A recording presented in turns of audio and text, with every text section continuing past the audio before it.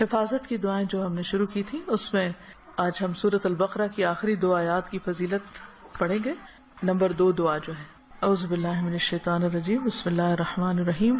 آمن الرسول بما انزل الیہ من ربہ والمؤمنون کل آمن باللہ وملائکتہ وکتبہ ورسلہ لا نفرق بین احد من رسلہ وقالوا سمعنا واطعنا غفرانک ربنا والیک المصیر لا یکلف اللہ نفسا الا وسعها لها ما كسبت وعليها ما اكتسبت ربنا لا تؤاخذنا ان نسينا او اخطأنا ربنا ولا تحمل علينا اصرا كما حملته على الذين من قبلنا ربنا ولا تحملنا ما لا طاقة لنا به واعف عنا واغفر لنا وارحمنا انت مولانا فانصرنا على القوم الكافرين.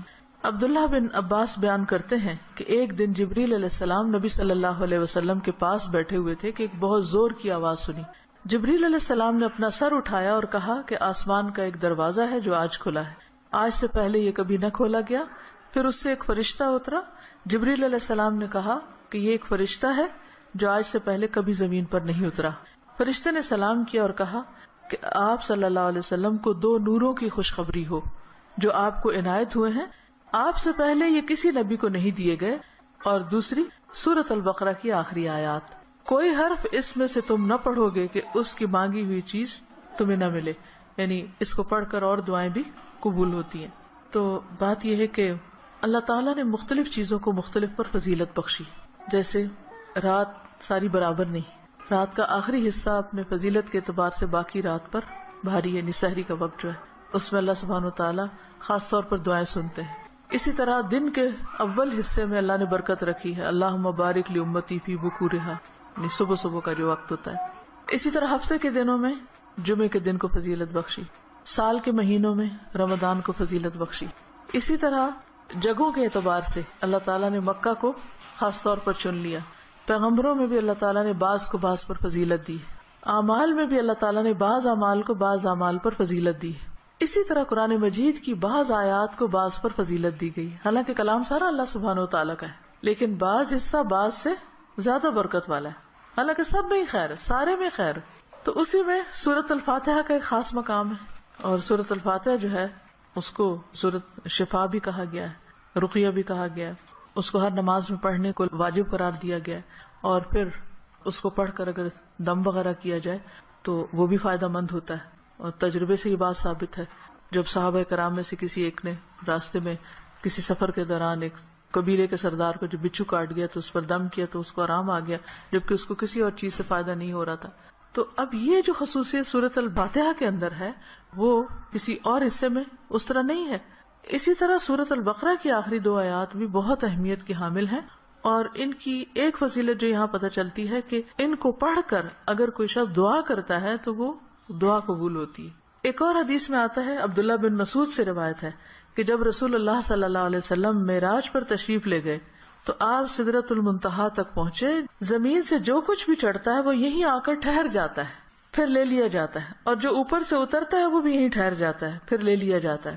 اللہ تعالیٰ نے فرمایا یخشى السدرۃ ما یخشى، جب ڈھانپ رہا تھا سدرہ کو جو کچھ کے ڈھانپ رہا تھا. جب نبی صلی اللہ علیہ وسلم معراج پر تشریف لے گئے تو جو بیری کا درخت تھا اس کے اوپر جو روشنی تھی اس کی بات ہو رہی ہے. عبداللہ نے کہا کہ سونے کے پتنگے تھے وہ جو اوپر چھا رہا تھا. پھر رسول اللہ صلی اللہ علیہ وسلم کو وہاں 3 چیزیں دی گئی تھی، ایک تو 5 نمازیں، دوسری سورۃ البقرہ کی یہ آخری آیات، اور تیسری آپ کی امت میں سے اس شخص کے باقی تمام تباہ کرنے والے گناہوں کو اللہ نے بخش دیا جو اللہ کے ساتھ کسی کو شریک نہ ٹھہرائے، جو شرک نہ کرے. تو یہ 3 چیزیں ملی تھی جن میں نماز کا ذکر عام طور پر ملتا ہے کیونکہ اس کے بارے میں مزید وضاحت سے احادیث بھی ہیں.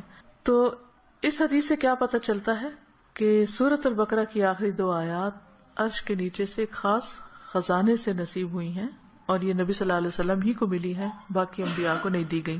ایک اور روایت سے پتہ چلتا ہے، نعمان بن بشیر سے روایت ہے کہ نبی صلی اللہ علیہ وسلم نے فرمایا کہ اللہ تعالیٰ نے آسمان و زمین پیدا کرنے سے 2000 سال پہلے ایک کتاب لکھی. اس کتاب میں سے 2 آیات اتاری جن کے ساتھ سورۃ البقرہ کو ختم کیا. کب کی بات ہے یہ؟ زمین و آسمان کے پیدا کرنے سے 2000 سال پہلے کی بات. قلم کب پیدا ہوا تھا؟ 50,000 سال پہلے باقی چیزوں کی تخلیق کے. جس گھر میں 3 رات یہ آیات پڑھی جائیں شیطان اس کے قریب نہیں آتا. رسول اللہ صلی اللہ علیہ وسلم نے فرمایا مجھے سورۃ البقرہ کی آخری آیات عرش کے نیچے ایک خزانے سے دی گئی.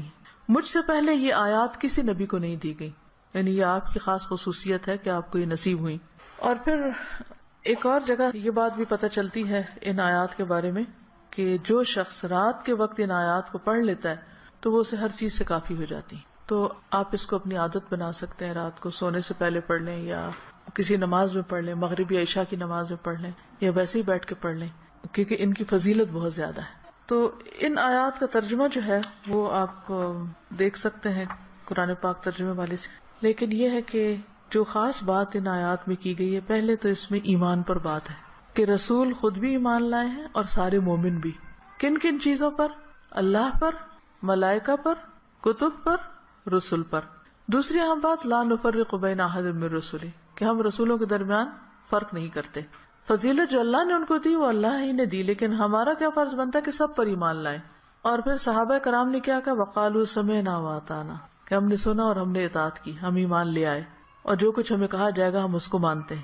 ہمیں اس کے بدلے کیا چاہیے؟ غفرانک, تیری بخشش چاہیے. یعنی بندہ اللہ کی بات مانتا ہے اور اللہ تعالیٰ اس کے ساتھ بخشش کا وعدہ کرتا ہے. ربنا وإلیک المصیر. اور یہ بخشش کیوں ضروری ہے کہ اللہ تعالیٰ ہم کو معاف کر دے؟